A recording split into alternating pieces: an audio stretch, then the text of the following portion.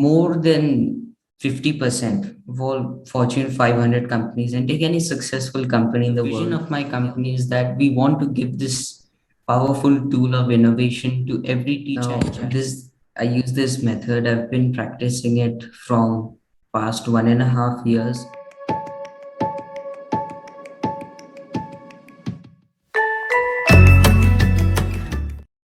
Everybody, I'm hasinilakshminarayanan. Welcome back to The First Step.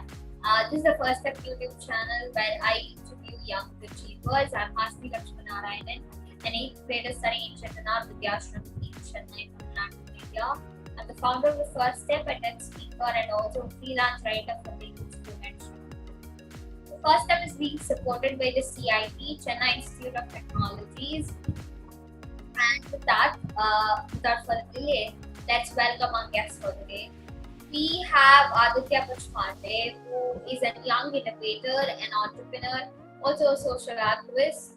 He is the founder of NextGen Innov8, which basically aims to help and encourage ideas. So he's on a mission to do more. So if you are curious and excited to hear from him and what his organization is all about, do continue watching the video. Now, without further delay, let's go on to it.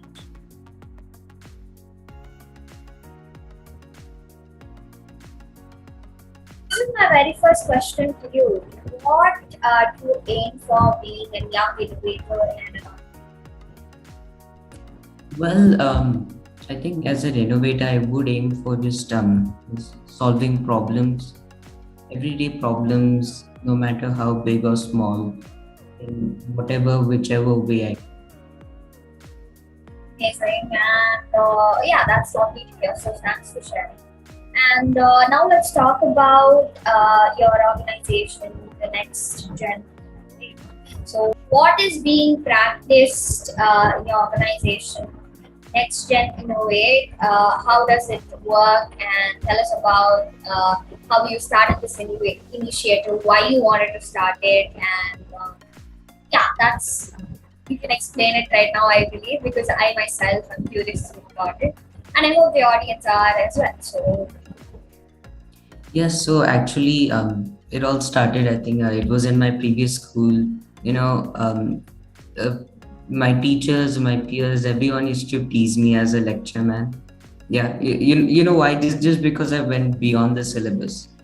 And just because of that, I was teased as a lecture man. And then I soon realized that people there just cared about marks and exams. And I thought that there obviously is something more to it, right? And I think that in a classroom there are students of the same age but different intellectual abilities, and those students with different intellectual abilities are taught at the same pace. So I think most edtech companies are trying to digitize the physical classroom, and now during the pandemic, a teacher that used to teach from a whiteboard now just teaches from a computer or a smart board. So the vision of my company is that we want to give this powerful tool of innovation to every teacher and child in the world, so that they can solve problems faced by their families, communities, and even global issues to make the world a better place. And our mission is to set up innovation clubs in every possible school in the world to teach children various important 21st century skills like critical thinking, innovation, problem solving, to prepare them and secure their future. They just need the right guidance, resources, and an ecosystem to provide that. And that's what I envision my company will provide. That's really amazing because yet again it's innovative. It's out of the box. I necessarily haven't heard someone saying that we have to get the younger generation prepared for something which we might or might not face later. But then my idea yesterday at the youth Idithon was similar to what you actually shared. It was about children being influenced with beliefs, but then how you can come out of it to spreading motivation. But then I'm happy to and glad to hear it from you. So thanks for sharing it once again. And being an innovator, now I request you to talk about few of your innovations. But before that, this is a question out of curiosity. I hope you'll be comfortable answering it. Why did you want to name it NextGen Innov8? Because it is, I mean, pretty different, right? Is there any particular reason why you want to name it that way? Well, I think when I was I think around 10 or 12 years old, I used to watch a lot of cartoons. It's like I never saw adults really watching that many cartoons or anything as much, and so I just thought, the next generation needs to be prepared, and in an innovative manner. So it's quite literally the name, NextGen Innov8. And I don't know, I'm a fan of cartoons, and I don't know, have you seen there are certain games like Mario Kart, or others, where there's an 8, like a literal 8 in the end. So similarly, even NextGen Innov8 has the 8 there to show we are innovative. So you also had some specifications which I can see, and it's again pretty innovative and unique, and that is what is important when you take it on. That's what's going to help you brand your happy to know that. And yeah, if you can go on with the second question, answering about future innovations. So I think my most recent innovation, it's the Suraksha Box. It's basically a UVC light sterilization box, and the reason I invented it was because during the pandemic there was a hardship, right? I mean, most people were using wrong methods of sterilization to sterilize vegetables, groceries, and other electronic items that we get from outside into our homes.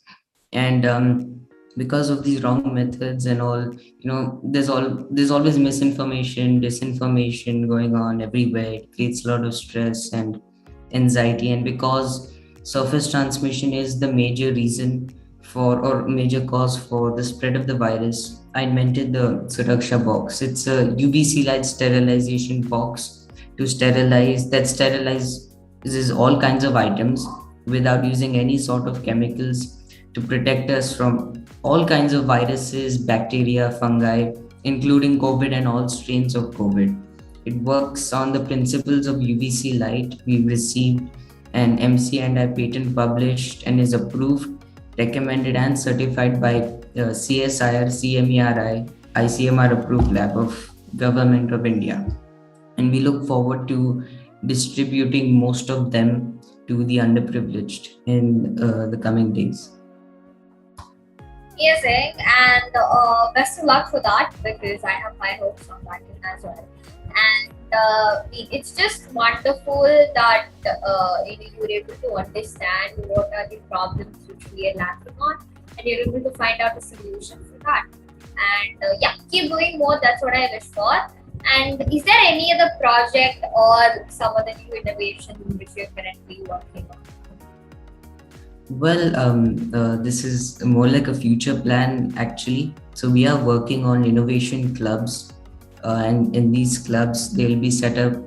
These will be like hybrid clubs, virtual, physical, real clubs that will be set up in every possible school in the world, to teach children about these important skills, to solve problems, and more importantly, fill in the missing gaps of the current education system. Because I believe that the role of education is to prepare students for the jobs and careers of the future. And the future jobs and careers will be radically different than what they are today. And for them, they will require 21st century skills in order for anyone to survive, or in order for anyone to actually strive or succeed in the future. You need 21st century skills. So we are working on the clubs. We are working on several aspects of the clubs that connect to other aspects, and it just diverges from there. I mean, that's really amazing. Again, this question is out of curiosity. I hope you don't mind answering it. Let's see. In urban areas, it'll be difficult for. It'll be easy for us to get opportunities. Schools would also agree. But then, if you think of rural areas, they might not have a lot of facilities, right? So, how would you, what would be an alternative for that? How would you rather? Is there any strategy which you have planned to cut out that single portion, or how do you fill that gap? As of now, we haven't really put our focus that much on rural areas. But again, several aspects of the club can be radically connected to the rural areas, such as one aspect of the club is like a virtual assistant. So take Alexa, for example. You can make a completely voice-based course, and if you put Alexa and actually if you put Alexa in a physical classroom, right? In one classroom, see, a teacher, there's always a limit to how many questions a teacher can answer, right? There are obviously several obligations in any kind of classroom, and I think Alexa can help to completely eliminate that.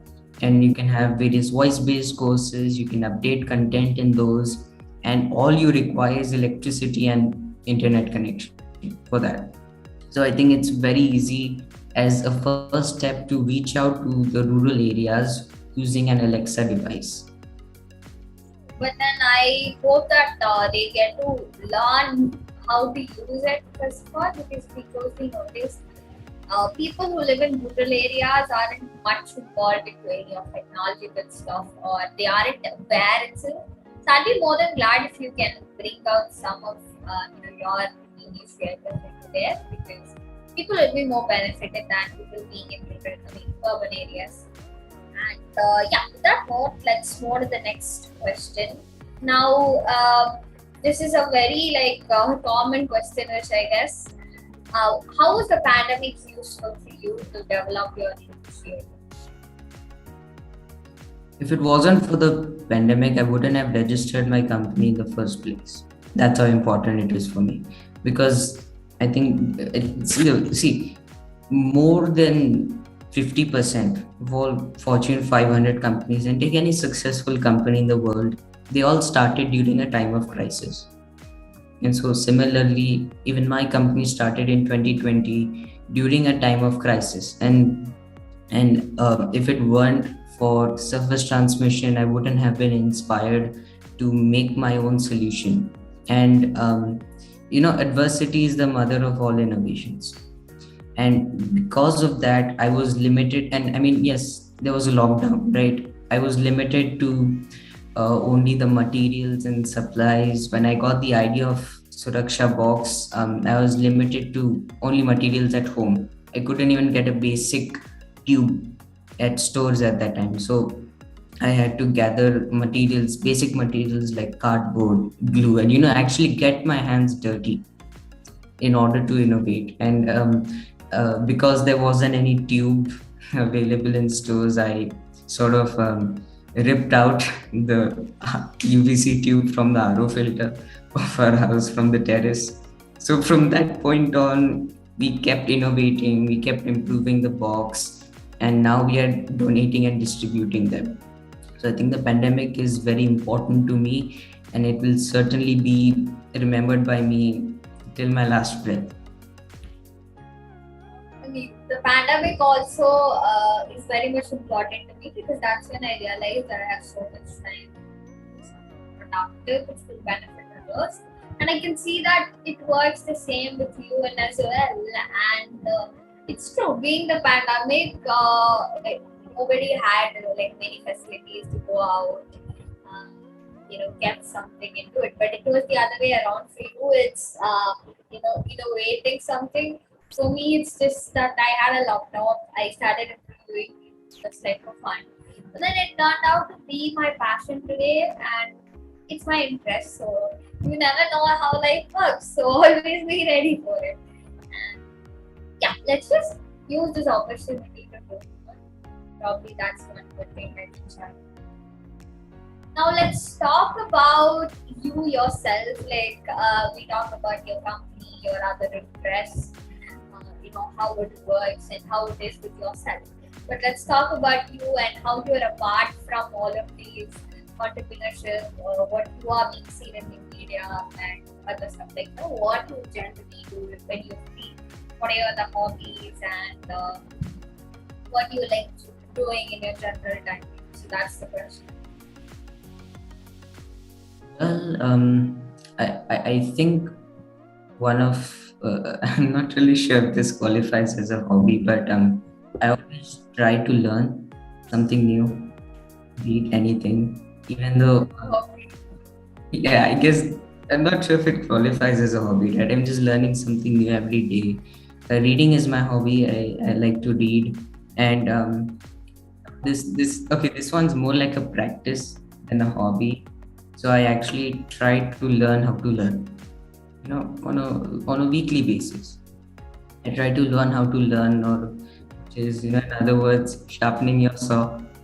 You're improving your skills in everything. And apart from that, I do listen to some music just from time to time, and I don't have a good taste for music at all. I just listen to whatever comes up, and I do program a bit. I mean, I have learned C++ and Java. Well, the basics I've learned on my own. Python I actually learned at Harvard. So I do still practice, just try to polish up my programming skills, is again just as a hobby. And my general interests, apart from innovation, is innovation in aerospace. And I think this is the age of space race. I think uh, sometimes it really feels that the other side of the world is trying to conquer Mars, and here I'm trying to learn about it, right? So I think yes. So those are mostly my interests. Yeah, I mean, I'm similar to you because I love exploration. I always want to like try new things, even though I'm not going to be benefited out of it. Then it's going to help us some other day. For example, let's say if you're going to a wedding and people say that you know how to dance, you can just learn something. Right? I mean, it has no sense, but still I can say that. The same way, learning is very, very important. Just learn in every single point of your time, right? And I was also confused when you say that I learn how to learn, but then relating to what you said, I totally get it. Which is true. You always have to learn how to adopt yourself into getting to you learn. Let's take this as the message for today, and I'm going to take this as a takeaway from you, and I'm going to learn from how to learn. I'm going to learn on how to learn. That makes sense. Cool. And now, I guess this is also yet again and common question to get asked for. How do you manage time between school, your work side, and you also have time to spend your friends, your family, because that's a part of what I do. So how do you manage time between all of these things? Well, now this I use this method. I've been practicing it from past 1.5 years, and I think the person most well known for practicing this is Elon Musk. So this method is called time boxing. Some people call it time blocking. You can even call it time bloxing. I'm not going to stop you. But basically, what what Elon Musk does is he divides his day into 5-minute chunks. And in those 5-minute slots, you devote that time to a certain task. And once you start doing that, you will notice how much more productive you are. You'll start to be much more efficient. You'll have more time. You'll realize how much time you really have at your hand, and you'll understand how much time you're spending at what place, in which department, and is this really important? Does this really bring me happiness? All that you can figure out. I tried the same, and I just gave up. So the thing was, when you're dividing a day in 5-minute slots, it's extremely chaotic. I have no idea how he manages that, but I stuck to regular time boxing. So just before I sleep, like I plan my day out and I try to execute it as much as possible. So if there's an assignment and I have to deliver a talk somewhere, or I have to give a presentation or strategize for the future of my company, anything, any sort of task, or even just run daily errands, right? Or just walk outside, anything. So I just divide that, and I know when I'm going to do what and why I'm doing that. So it's a really helpful method. It's honestly changed my life, and I'll continue to do that. I would recommend everyone else to do that. At first, you might feel like you're being like a robot or something. It might feel that way, but then over time, you get used to it and you keep getting better and better at it. I mean, I agree with what you said. I have tried million times scheduling my day, my whole week, but then I've never actually executed it. I would wake up it's Sunday morning, and I just write down everything to follow it from Monday. Monday I do it. Tuesday I try to do it. From Wednesday just goes on stupid. And then Saturday again take an resolution to follow it. And this kept on going, and then I thought this is not going to work out. Let me just write down what I have to do, and then let me do it by the end of the day. If I haven't finished that, try to finish it sitting with problem. That's a different story. Let's not talk about it right now. But then, I'm still going to keep on trying, and if it does work out, I'll let you know. Yeah, taking it as a tip, because I'm very poor at time management. You might know that already. Rescheduling your interview a million times. Sorry for that, but then still. I actually use Google Calendar for that. So, if I noticed, if you're doing it on like a notebook or you're writing it down somewhere, it's bound to change. It's inevitable. Something or the other will happen. There might be a delay or something will have to change it. So I use Google Calendar for that.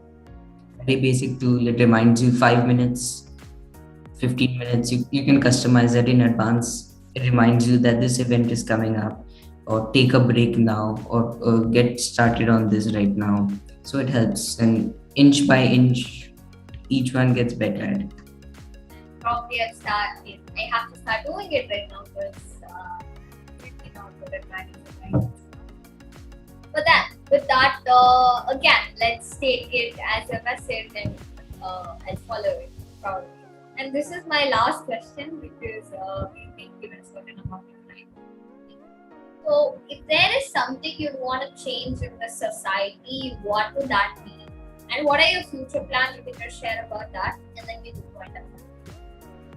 Right. So, actually, a few of our future plans, of course, it's obviously speculative. It's always open for change. It can change. But as of now, we are focusing on the distribution of the Suraksha boxes, and just distributing them to the needy and underprivileged to reduce the spread of the coronavirus. And we have tie-ups with Harvard student agencies. We are planning on launching various courses with them and with other partners, ranging from tech to finance. We have planned various events. In fact, just recently, NextGen Innov8 was the India Associate Partner for the eWorld Marketing Summit 2021, which, by the way, received about 30 million views because it was in an online mode. And we do plan to launch various charity webinars. We have partnered with Professor Mark Oliver. We are planning to launch courses with him.